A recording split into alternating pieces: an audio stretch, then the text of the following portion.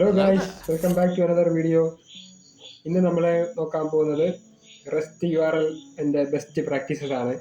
അതായത് അതിൻ്റെ U R L pattern ആണ് മെയിനായിട്ട് പറയാൻ പോകുന്നത്. അപ്പോൾ നമ്മുടെ കഴിഞ്ഞ വീഡിയോ അല്ലെങ്കിൽ ഈ വീഡിയോ വരെയുള്ള നമ്മുടെ ബേസിക് ആയിട്ടുള്ള ഒരു ഫൗണ്ടേഷൻ സെറ്റപ്പാണ് കാണിച്ച് തന്നിരുന്നത്. അപ്പോൾ ഈ ഒരു ഫൗണ്ടേഷൻ്റെ അവസാനത്തെ വീഡിയോ ആയിരിക്കും ഇതൊരു ചെറിയ വീഡിയോ ആണ്. ഇത് API എഴുതുന്നതിനെ കുറിച്ചും അങ്ങനെയുള്ള കാര്യങ്ങളാണല്ലോ നമ്മൾ മെയിനായിട്ട് പറഞ്ഞിട്ടിരുന്നത്. അപ്പം API എഴുതുന്ന കാര്യത്തെക്കുറിച്ച് എല്ലാ ഡീറ്റെയിൽ ആയിട്ടുള്ള കാര്യങ്ങളും എല്ലാം എന്താണ് അതാണ് ഇതാണെന്നൊക്കെ ഉള്ള കാര്യങ്ങളൊക്കെ നമ്മൾ കഴിഞ്ഞ വീഡിയോസിലൊക്കെ ആയിട്ട് പറഞ്ഞിട്ടുണ്ട്. അപ്പോൾ ഇന്ന് നമ്മൾ അവസാനത്തെ ആ ഒരു പാറ്റേണും കൂടെ നോക്കിയിട്ട് നമുക്ക് ഈ ഫൗണ്ടേഷൻ ഇവിടെ വെച്ച് സ്റ്റോപ്പ് ചെയ്യാം. എന്നിട്ട് നമുക്ക് അടുത്ത ടോപ്പിക്കുകളിലേക്ക് പോകാം. ഓക്കെ, അപ്പോൾ നമുക്ക് മെയിനായിട്ട് URL-ൻ്റെ ആ ഒരു പാറ്റേൺ ആണ് പറയുന്നത്. ഓൾറെഡി പറഞ്ഞല്ലോ. അപ്പോൾ നമ്മുടെ റെസ്റ്റ് URL-ഉം API ഒക്കെ എഴുതുന്നത് എങ്ങനെയാണെന്നൊക്കെ നമ്മൾ ഓൾറെഡി കഴിഞ്ഞ വീഡിയോസിലൊക്കെ പറഞ്ഞതാണ്. അപ്പോൾ ഈ ഒരു വീഡിയോ കണ്ടിന്യൂഷൻ ആണെന്ന് ഞാൻ എല്ലാ വീഡിയോയിലും ഓൾമോസ്റ്റ് പറഞ്ഞിട്ടുണ്ട്. അപ്പോൾ നിങ്ങൾക്ക് ചിലപ്പോൾ ഈ വീഡിയോ പെട്ടെന്ന് ഒരു തവണ കാണുമ്പോൾ ചിലപ്പോൾ മനസ്സിലായി വരത്തില്ല. അതുകൊണ്ട് നിങ്ങൾക്ക് പഴയ വീഡിയോസൊക്കെ വേണമെങ്കിൽ കാണാം. ഓക്കെ,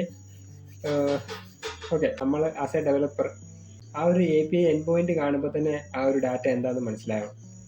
അതായത് ഇപ്പോൾ നമുക്ക് ഒരു ഗെറ്റ് യൂസർ എന്ന് പറയുന്നത്, അതായത് ഇപ്പോൾ ഒരു ഗെറ്റ് യൂസേഴ്സ് എന്ന് പറയുന്ന ആ ഒരു ടേബിളിലെ ഡാറ്റ മൊത്തം നമുക്ക് വേണമെന്നുണ്ടെങ്കിൽ നമ്മൾ ഈ ഒരു സിമ്പിളായിട്ട് ഇപ്പോൾ നമ്മൾ പഠിക്കുന്ന സമയത്തെ കുഴപ്പമില്ല. നമ്മളിപ്പോൾ ഒരു റിയൽ വേൾഡ് പ്രൊജക്റ്റ് ചെയ്യുന്ന സമയത്ത് ഗെറ്റ് ഓൾ യൂസേഴ്സ് എന്നൊക്കെ പറഞ്ഞ് ഈ ക്യാമൽ കേസ് ആ ഒരു സ്റ്റൈലിൽ ഇതുപോലെ എഴുതി അങ്ങനെ കൊടുക്കുന്നത് അത് നമ്മുടെ ആ ഒരു URL ചിലപ്പോൾ ബ്രേക്ക് ചെയ്യും. അതായത് ഇങ്ങനെയുള്ള ആ സിറ്റുവേഷൻ അതിൻ്റെ ആവശ്യമില്ലല്ലോ. അതായത് നമ്മളിപ്പോൾ ഗെറ്റ് ഓൾ യൂസേഴ്സ് എന്ന് പറയുന്നതിലും എല്ലാം സ്മോൾ ലെറ്ററിൽ യൂസേഴ്സ് എന്ന് പറയുന്നതായിരിക്കും കുറച്ചുകൂടെ നല്ലത്. മനസ്സിലായില്ലേ? അപ്പോൾ ആ ഒരു യൂസേഴ്സ് എന്ന് എഴുതി കാണിക്കുന്നതായിരിക്കും സിമ്പിളായിട്ടും. പിന്നെ ആസ് എ ഡെവലപ്പർ നമുക്ക് മാത്രം അത് മനസ്സിലായാൽ മതിയല്ലോ. അതായത് നമുക്കിപ്പോൾ ബാക്ക് എൻഡ് ഈ ഒരു കോഡ് എഴുതുന്ന ആൾക്കോ അല്ലെങ്കിൽ ഇത് നമ്മൾ വീണ്ടും ആരെങ്കിലും യൂസ് ചെയ്യുന്നുണ്ടെങ്കിൽ അയാൾക്ക് മാത്രം ഇത് മനസ്സിലായാൽ മതി. ഇത് യൂസേഴ്സിനെ എടുക്കാൻ വേണ്ടിയിട്ടാണ് എന്ന് മാത്രം. അതായത് ഗെറ്റ് ഓൾ യൂസേഴ്സ് എന്നോ അല്ലെങ്കിൽ വേറെ ഒരു രീതിയിലൊന്നും അങ്ങനൊന്നും അങ്ങനെ ഒരു സിറ്റുവേഷൻ ആ ഒരു ടൈപ്പ് വേർഡ് അല്ലെങ്കിൽ ആ ഒരു ടൈപ്പ് എൻഡ് പോയിന്റ് നമ്മൾ ഒരിക്കലും പ്രിഫർ ചെയ്യത്തില്ല. മനസ്സിലായില്ലേ?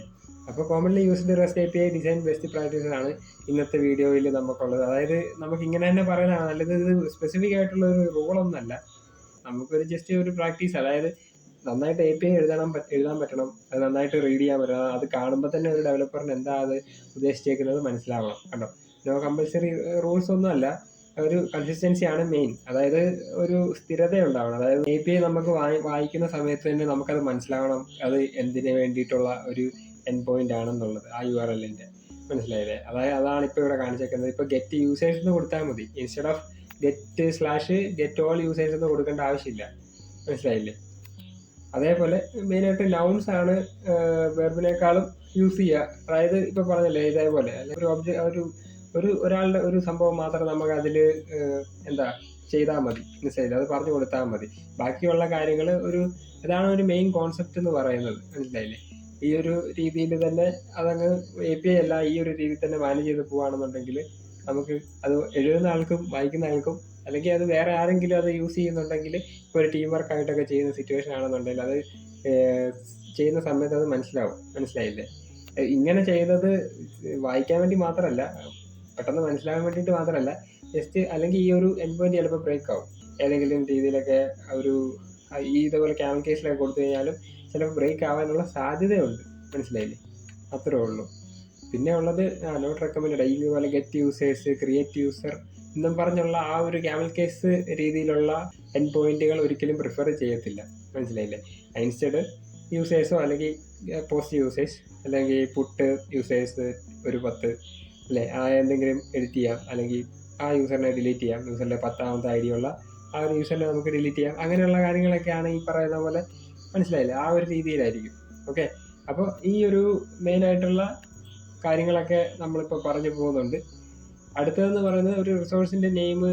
അതെ, ആ റിസോഴ്സിൻ്റെ നെയിം കറക്റ്റായിട്ട് എൻഡ് പോയിന്റിലായിട്ട് കൊടുക്കുകയാണെന്നുണ്ടെങ്കിൽ അത് കുറച്ചും കൂടെ ഈസി ആയിരിക്കും മനസ്സിലാക്കാനായിട്ട്.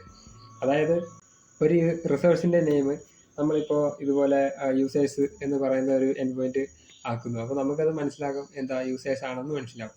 അതേപോലെ പ്രൊഡക്ട്സ് എന്ന് പറയുന്ന ഒരു സിറ്റുവേഷനിൽ നമുക്ക് ഓക്കെ അത് പ്രൊഡക്ട്സ് ആണ്, അല്ലെങ്കിൽ ആ ഒരു ഇതുണ്ടല്ലേ, ഓർഡേഴ്സ് ആണെങ്കിലും സ്റ്റുഡൻസ് ആണെങ്കിലും കോഴ്സസ് ആണെങ്കിലും ആ ഒരു സിറ്റുവേഷൻ, അതായത് ആ ഒരു മെയിൻ ആയിട്ടുള്ള ആ ഒരു റിസോഴ്സിന്റെ നെയിം ആയിരിക്കും കൊടുക്കുന്നതായിരിക്കും ഏറ്റവും ബെറ്റർ ആയിട്ടുള്ള ഒരു ഓപ്ഷൻ എന്ന് പറയുന്നത്. മനസ്സിലായില്ലേ? അപ്പോൾ യൂസ് URL ലോവർ കേസ് എന്ന് പറയുന്നത് എന്താ ഫുള്ളായിട്ട് URL, ഇത് ഞാൻ പറയില്ലേ, ഇത് ഒരിക്കലും ഒരു റൂൾസ് ഒന്നുമല്ല, ഭയങ്കര ഫിക്സഡ് ആയിട്ടുള്ള കമ്പൽസറി ആയിട്ടുള്ള റൂൾസ് ഒന്നുമല്ല.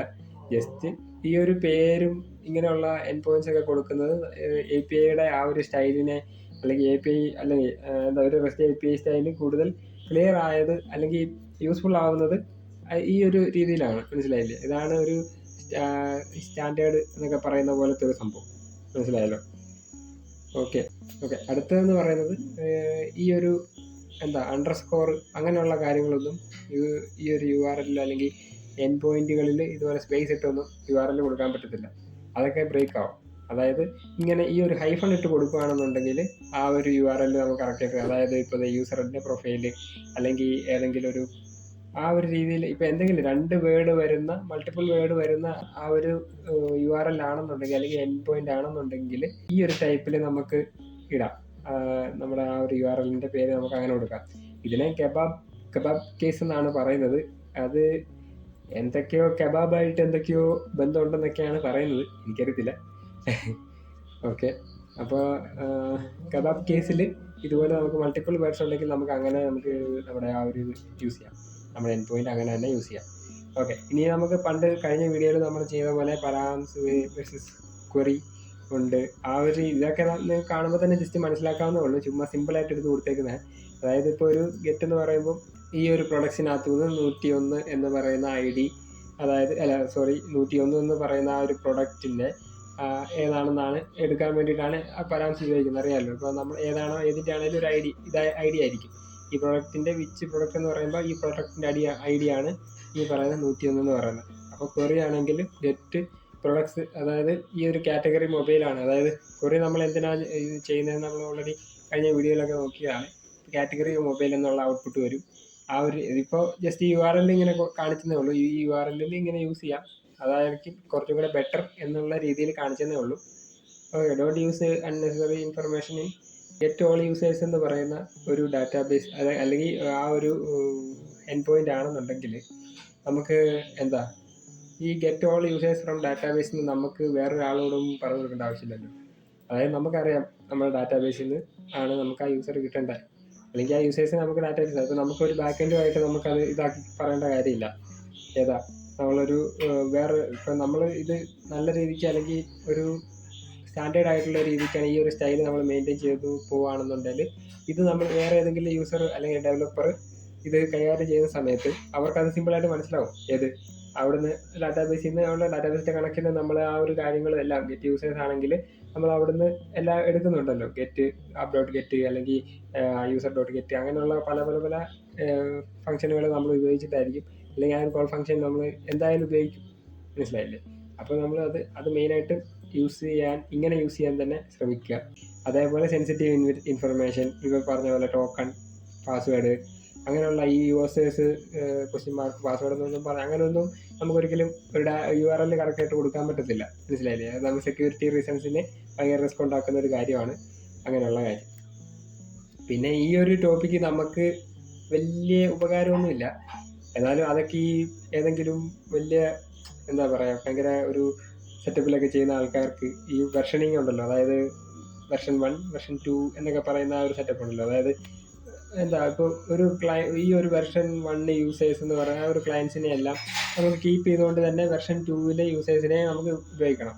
അപ്പം എന്താ ലോഗിൻ ചെയ്യുന്ന സമയത്ത് ആ വെർഷൻ 1 വെർഷൻ 2 നമുക്കുള്ള ആ ഒരു എന്താ റൂട്ടിങ്ങിനുള്ള ഒരു സിറ്റുവേഷൻ നമുക്കവിടെ ഉണ്ടാവും. അതേപോലെ അതായത് ക്ലയൻസിന്, അതായത് 2 യൂസേഴ്സ് ഡാറ്റാബേസിലും അല്ലെങ്കിൽ 2 ഡാറ്റാബേസിലും ഉള്ള ആ ഒരു യൂസേഴ്സിനെയും കീപ്പ് ചെയ്തുകൊണ്ട് തന്നെ പല രീതിയിലും നമുക്ക് റൂട്ട് ആക്സസ് ചെയ്യാൻ പറ്റണം.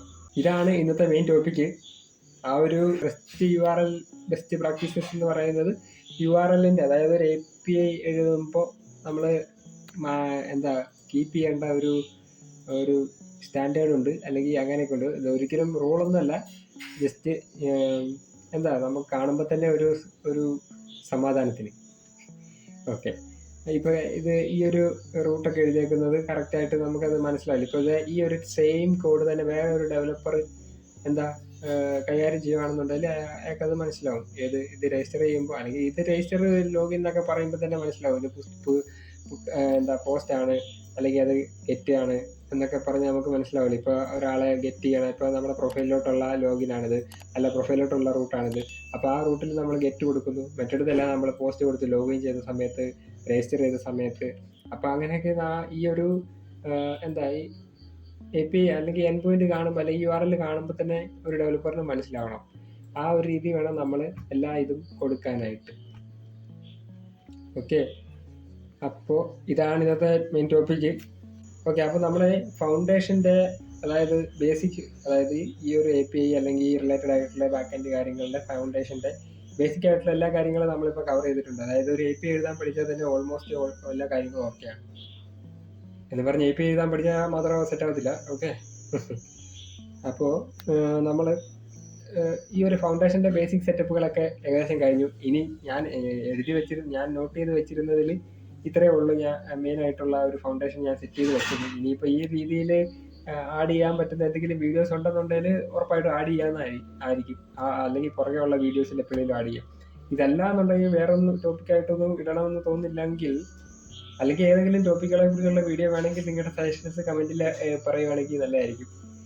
ഓക്കെ, ആരും കമൻറ്റ് ചെയ്യുന്നൊന്നുമില്ല, എന്നാലും എന്തെങ്കിലുമൊക്കെ ഉണ്ടെങ്കിൽ കമൻറ്റ് ചെയ്യാം. ഓക്കെ, അപ്പോൾ നെക്സ്റ്റ് നമ്മുടെ ഫൗണ്ടേഷൻ നെക്സ്റ്റ് സ്റ്റെപ്പ് എന്ന് പറയുന്നത് ഒതൻറ്റിക്കേഷൻ അല്ലെങ്കിൽ API ഫീച്ചേഴ്സിനെ കുറിച്ചൊക്കെയാണ് അടുത്ത സെക്ഷൻ തൊട്ടുള്ള വീഡിയോസ്. അതായത് അടുത്ത വീഡിയോ തൊട്ടുള്ള ഞാൻ ഉദ്ദേശിക്കുന്നത്, ഞാൻ നോട്ട് ചെയ്തതിൽ മിസ്സായിട്ടില്ലെങ്കിൽ, എന്തെങ്കിലുമൊക്കെ മിസ്സായിട്ടുണ്ടെങ്കിൽ അടുത്ത വീഡിയോസ് അങ്ങനെ രീതിയിൽ തന്നെ ഇടാം.